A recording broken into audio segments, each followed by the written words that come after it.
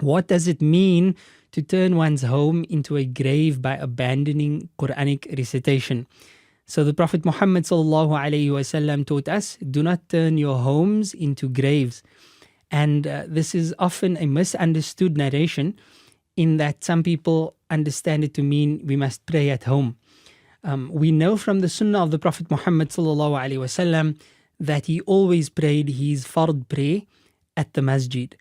But at the same time, he also always prayed his sunnah prayers connected with those fard prayers at his home. So the Prophet ﷺ would wait for the waqt to enter, pray the sunnahs at home, proceed to the masjid. Of course, his home was adjacent to the mosque, and then pray the fard prayers at the masjid, after which he would pray sunnah prayers at home.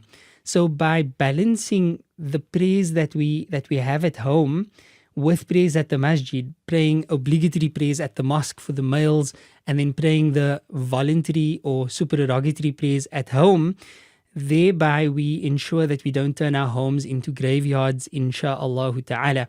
Another way of doing so, or another way of observing this practice and not turning one's home into a grave, is of course by reciting the Quran in one's home. The Prophet ﷺ specifically taught us that we shouldn't turn our homes into graves.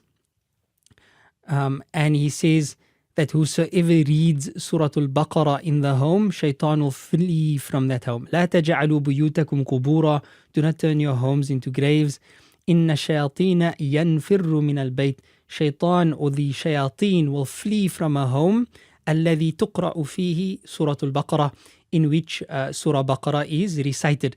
So how do we not turn our homes into graves? Two ways. Number one, balance the prayers that we make at the masjid by praying the voluntary prayers or the supererogatory prayers at home. And number two, regularly recite the Quran in our homes, and especially recite Surah Al-Baqarah. There is an even more serious warning, and that is to not turn our homes, our hearts rather, into graves as well. The Prophet ﷺ said that the heart that has memorized the Quran compared to the heart that has no Quran in it, that has not retained or memorized any of the Quran, the difference between those two hearts is like the difference between the living and the dead. Another way we can think about this is from the verse of the Quran in which Allah subhanahu wa ta'ala addresses the believers, and he says, يا أيها الذين آمنوا استجيبوا لله وللرسول إذا دعاكم لما يحييكم واعلموا أن الله يحول بين المرء وقلبه إلى آخر الآية. The verse says, O believers, answer the call of Allah and His Messenger when they call you to that which gives you life, and know that Allah comes between a person and their heart. So the focus point here, of course, is answer the call of God and His Messenger when they call you to that which gives you life. لِمَا يُحْيِيكُمْ.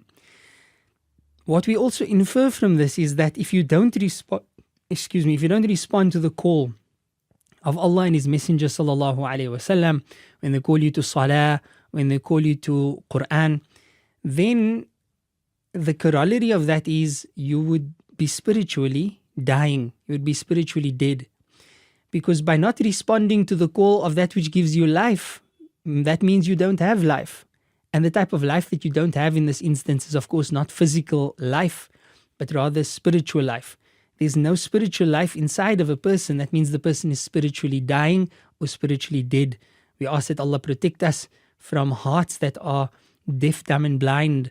And the way to illuminate our hearts is through the light of the Quran, through the light of Islam. And the more we can imbibe Islam within our hearts, the more alive it will become with Iman. Similarly, our homes can potentially become graves, but we can give it life by reciting the Quran therein and by being regular with our voluntary prayers or supererogatory prayers in our homes.